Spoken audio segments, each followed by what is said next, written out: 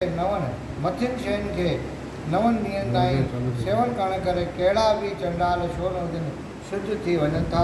उनजो नालो अतसा तपन विर्त आहे। गुलर कमल बेल ऐं वणनि जे पननि खाइण करे ऐं कुशनि जे जल पीअण करे उन कृष्ण विर्त थींदो आहे।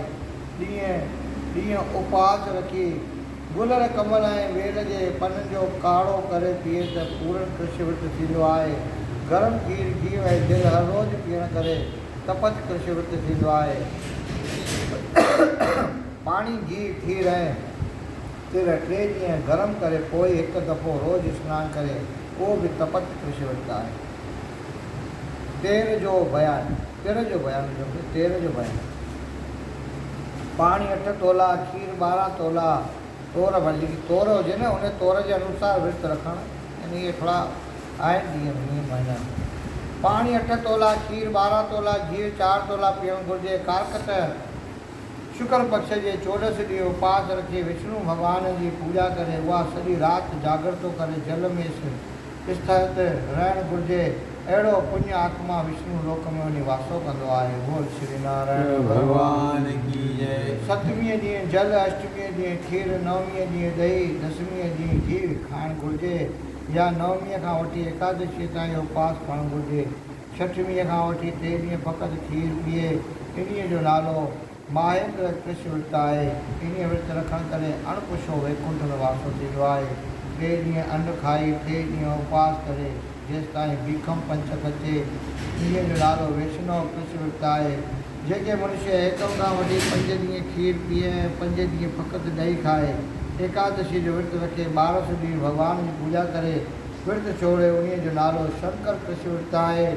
शुक्ल पक्ष वारनि तिथियुनि में हिकु गिराई वधाए ऐं कृष्ण पक्ष वारनि तिथियुनि में हिकु गिराई घटाए उमास ॾींहुं कुझु न खाए। इन्हीअ जो नालो चंडाल विर्त आहे। सॼे महीने में जुमिरे 250 ग्रहण खाए यानी मंझंदि जे वक़्तु 8 ग्रहण रोज़ु खाए। इन्हीअ जो नालो घड़ी चंद्रायण विर्त आहे। गऊं जे चैन हणनि जो ताज़ो ॾुधल खीर 7 ॾींहं सांदे पीए। 7 ॾींहं 3 थणनि जो 7 ॾींहं ॿिनि थणनि जो तंहिंखां पोइ 3 ॾींहं पवन आहार करे। इन्हीअ जो नालो सोमाय विर्त आहे। ॾुध खीर पाणी घी ऐं 5 गव्य कारकत सिरियुनि में खाए। इन्हीअ जो नालो सपत ऋषि कृष्ण उपवास आहे। जेको मनुष्य कारकत सुधी 7वीं 8वीं 9वीं 10वीं 11 ॾींहं कमल जे नाल सां डोरा बेल जा पन खाई एकादशी जो विर्त रखी 12 ॾींहं भॻवान जी पूॼा करे भोजन करे तो उन्हीअ ॼण लक्ष्मी विर्त रखियो। बोल श्री लक्ष्मी नारायण भगवान की जय। जेको मनुष्य सुबुह ऐं सांझ जे फ़क़ति 4 ग्रहण खाए थो तंहिं ॼण चिद चंद्रायण विर्त रखियो। कारकत सुधी 14 ॾींहं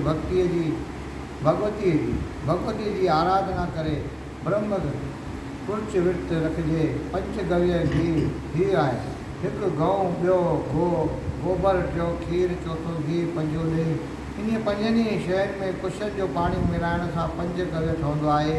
5 गव्य ठाहिण जी ॿी विधि 1 गोबर अछीअ गांइ जो, ॿियो गऊं ॻाढ़ी गांइ जो, 3 खीर पीलीअ गांइ जो, 4 ॾुध नीरीअ गांइ जो, 5 घी कारी गांइ जो, गोबर 1.5 तोलो, गोबर 1.5 तोलो, गौंट मुनो तोलो,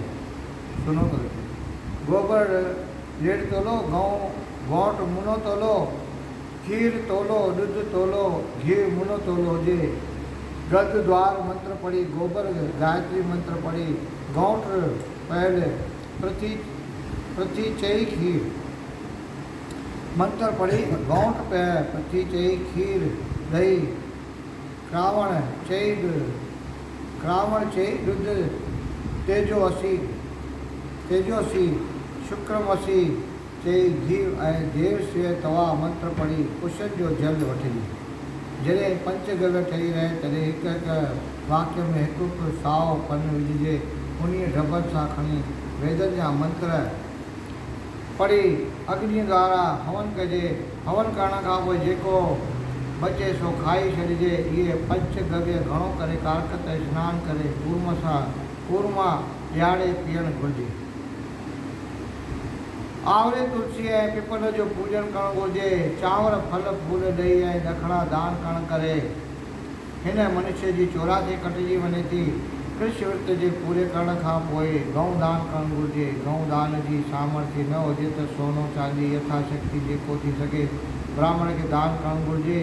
कार्तिक महीने में सभिनी विर्तनि जो वासो आहे, तंहिं करे सभु कंहिं स्त्री पुरुष नर नारीअ खे विर्त ज़रूरु रखणु घुरिजे। बोल श्री नारायण भगवान की पद्म पुराण मां कार्तिक मातम दीपदान के महात्म विधि ऐं संकल्प ऐं कृष्ण आदिक विर्त पालना नाले 4थो अध्याय पूरो थियो। बोल श्री कृष्ण भगवान की